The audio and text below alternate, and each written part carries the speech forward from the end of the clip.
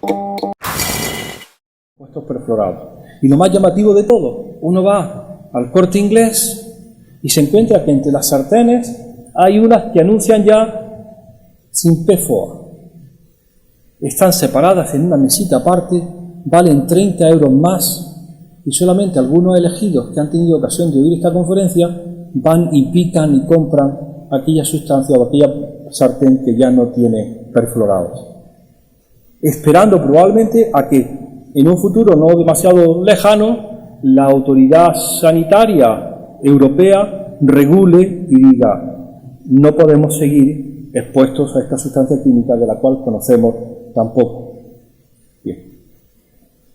Bien, ya acuérdense, Free of PFOA es el lema que tiene puesta la sartén.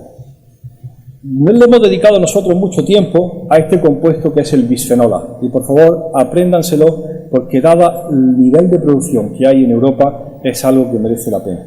Cuando este señor Dodds y su compañero Lawson en el año 36 publicaron su primer trabajo sobre compuestos estrogénicos sintéticos silenarillo ciclopentano peridofenantrénico, describieron el dietiletilvestrol, que muchos ginecólogos conocen bien, puesto que se utilizó en España y en otros países para la amenaza de aborto bajo el nombre de Protectona. Y los epidemiólogos conocen muy bien la historia del cáncer de vagina de células claras en mujeres que fueron expuestas intrauterinamente cuando sus madres fueron tratadas por amenaza de aborto. Es todo el caso de eso. Pues bien, como yo digo siempre, el primo tonto del DES era el bisfenol A. Lo sintetizó este mismo hombre, lo aplicó sobre el dorso de la ratita ovariectomizada, produjo un crecimiento uterino, pero era 10.000 veces menos potente. Pasó al olvido. Hasta que en el año 50 se convirtió en el plástico más utilizado y más conocido, que hoy lo conocemos como policarbonato y resinas epoxi. Un compuesto que es estrogénico a 10 elevado a menos 7 molar y cuya producción en Europa supera el 1.000.000 de toneladas, 1.000 millones de kilos año.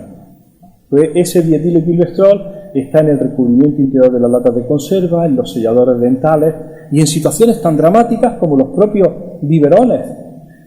Canadá los prohíbe en el 2008 y por puro aplicación del principio de cautela, la autoridad sanitaria europea los prohíbe en toda Europa su fabricación, importación y comercialización el 30 de junio del 2011.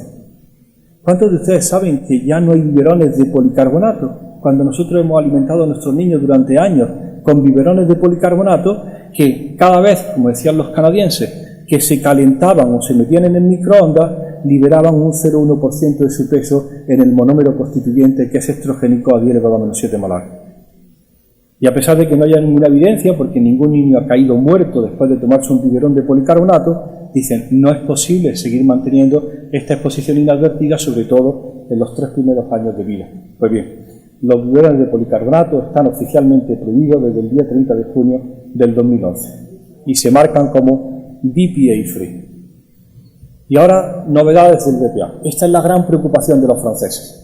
La nueva Agencia Francesa de Medio Ambiente y Seguridad Farmacológica y Alimentaria, ANSES, ha descubierto que los recibos que nos dan todos los días en el supermercado, esos que al pasarle el dedo se levanta un polvito blanco, es BPA, bisfenol A.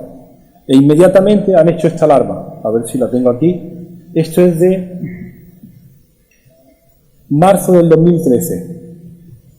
Hacer en la primera oportunidad que se tenga un estudio de biomimetización de los cajeros que manejan papel térmico, simplemente por la llamada de que tantas chicas en edad reproductiva trabajando 9 horas en la caja de un supermercado manejan kilos de bisfenol A al tocar el papel y que por contacto directo se está admitiendo. Es decir, son situaciones tan increíbles que se puedan estar pasando. Es tal el contacto que hay al BPA que algunos países dan una alarma y dicen: señores, Europa dirá lo que quiera, pero el 1 de enero del 2015 se acabaron todas las aplicaciones alimentarias de bisfenol A, todas.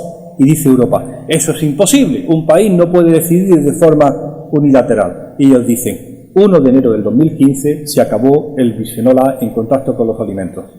Fundamentalmente por una cosa, porque todos orinamos todos los días bisfenol A.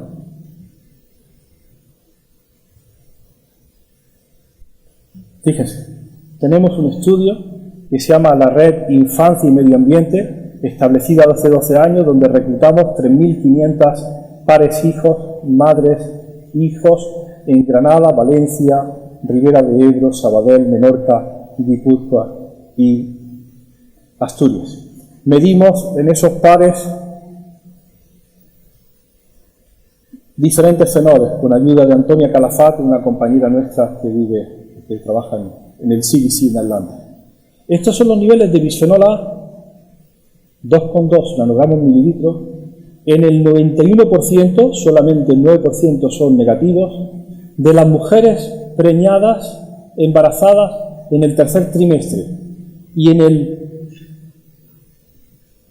97% de los niños de 4 años.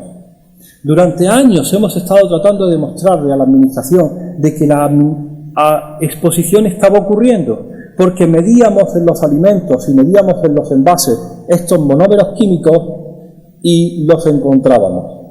En un momento determinado pudimos dar el paso a demostrar que la exposición real estaba ocurriendo. Primero nos dijeron que era imposible que la exposición ocurriera. Cuando hemos demostrado que está en la orina de todos, nos dicen, los niveles son muy bajos. Bien, pues seguimos con niveles bajos. Que sepan ustedes que el bisfenol A se puede identificar con el número que tiene dentro del triángulo de reciclado, con el número 7 que identifica otros. Ni siquiera tienen la vergüenza de ponerlo, sino que se identifica como otros. El 1 es poliestalato, el PVC es el 3, polipropileno el 5. Segundo escenario de exposición, cosmética. Hemos abordado en los últimos años el problema de cosmética fundamentalmente por la existencia de parabenes y filtros ultravioleta. ¿Qué pasa con los parabenes? Los parabenes se denuncian en torno al año 2007 como contaminantes habituales como componentes habituales de los cosméticos, fundamentalmente utilizados como preservativos, es decir, para evitar la contaminación bacteriana. La contraportada de la revista, donde siempre queremos publicar porque tiene 6,8 puntos de impacto y es el tope en salud y medio ambiente, Environmental Health Perspective publica esta contraportada en el año 2007. Sexy para ella, para el niño podría ser un veneno. Y se refiere a los más de 25 componentes que tienen los cosméticos, de los cuales parabenes, filtros ultravioleta y otros componentes como los phtalatos están en la lista oficial de disruptores endocrinos. Estos son, fíjense, el 100% de las embarazadas de España, o de la muestra que nosotros hemos medido, orinan todos los días una media de 191 nanogramos mililitros del metabolito metilparabeno. Y el 100% de los niños orinan hasta 150 nanogramos mililitros, lo que nos ha colocado vergonzosamente en el país con más talatos en orina en la infancia de toda Europa. Y la Administración mirando para otro sitio porque eso no debe estar pasando, ¿no? El caso es que a los parabenes los acompañan otros filtros ultravioleta como la benzofenona, el octilmetosicinamato y el metilcanfor, que son los componentes ultravioleta utilizados en la cosmética, en el papel, en el plástico, más habituales y libres de toda sospecha. Bien, en el año 2004, en un trabajo pionero, el grupo de Niels Kakebæk ya publicó que estos compuestos que se utilizan en cosmética se absorben sistémicamente y se encuentran en la orina a las pocas horas de la administración y modifican los niveles de hormonas sexuales. Estos son los niveles de benzofenona. El 97% de los embarazadas orinan estos niveles y el 97% de los niños en la cohorte de infancia y medio ambiente. Lo mismo en las placentas, que también hemos tenido ocasión de medir, pero lo malo es que se acompaña de esta serie de otros filtros ultravioleta que ahora estamos desarrollando la metodología para medir, que son el homosalato, el fenilsalicilato, el benzilsalicilato, el 4-9C y el benzilcanfor. Son los filtros habituales que estamos utilizando en la cosmética día a día. Son las cremas que estamos recomendando en pediatría para que los niños se vayan a la playa. son, la mayor parte de ellas, antiandrogénicas. Se produce la absorción y bloquean el receptor androgénico. A ver, vale la pena que pague. En el año 2007 empezamos el último proyecto europeo que hemos tenido. Se llamaba Contamed. 8 socios, todos muy felices, 6 millones de euros, vamos a gastarnos el dinero. En la primera reunión, la Unión Europea obligó a que estuvieran presentes Walter Lichtensteiger y Margaret Schlumpf, profesores de farmacología de la Universidad de Zúrich, porque tenían algo que decirnos antes de empezar el proyecto.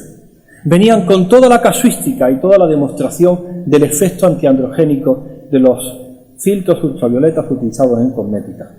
Profesores de Zúrich, de 65 años, en el centro de la cosmética mundial, a presentarnos que habían hecho todos los experimentos y sabían que podían ser un enorme riesgo para la exposición humana. Pues bien, a partir de entonces introdujimos la medida de estos residuos en tejido adiposo, porque algunos de ellos son bioacumulables, y ahora últimamente hemos desarrollado la metodología para placenta para este grupo completo, porque algunos de ellos son en las células de cáncer de mama débilmente estrogénicos y otros de ellos son en las células de cáncer de próstata claramente antiandrogénicos. Bien, por último, en este apartado, las fragancias. Cuando ustedes tienen, ha habido desde el año 79 una ley enorme europea sobre cosmética. España y Portugal en el año 85, entramos a Europa y adoptamos esa ley y se ha ido modificando y ampliando hasta el 11 de julio del 2013, que tenemos una ley completamente distinta basada en la protección del consumidor. Ha habido que cambiarlo todo, porque la clave es la protección del consumidor y ahí empieza a tener su efecto. Pues bien, dentro de esa ley está la obligatoria declaración de los componentes de todos los cosméticos, porque hasta el 11 de julio del 2013 solamente los baratos, los que eran poco caros, declaraban sus componentes de forma cualitativa, pero si era de marca no tenían obligación de declarar sus componentes. Ya todos tienen en una letra minúscula que la mitad de los portugueses no pueden leer porque no tenemos agudeza visual para poder leer aquello, aparecen nombres de más de 25 compuestos que están en los cosméticos. No sabemos qué cantidad, pero ahí están. Pero tiene truco. Resulta que bajo el nombre de fragancia o en Europa perfume se esconde aquello que es marca registrada y desconocido para el consumidor, que puede componerse a su vez de otros 40 compuestos químicos que nosotros no sabemos cuáles son y que le permiten que el agua, la colonia de no sé quién sea distinta de la colonia de no sé cuánto, lo que le da el sello particular. Bien, pues ese ha sido un problema y lo interesante es que de nuevo, igual que ocurre con las sartenes, uno va a un supermercado de barrio en Granada y se encuentra con cosas como esta, que al lado de los geles y champús hay un bote que se llama 0% y pone 0% parabenes, 0% colorantes, 0% eftalates.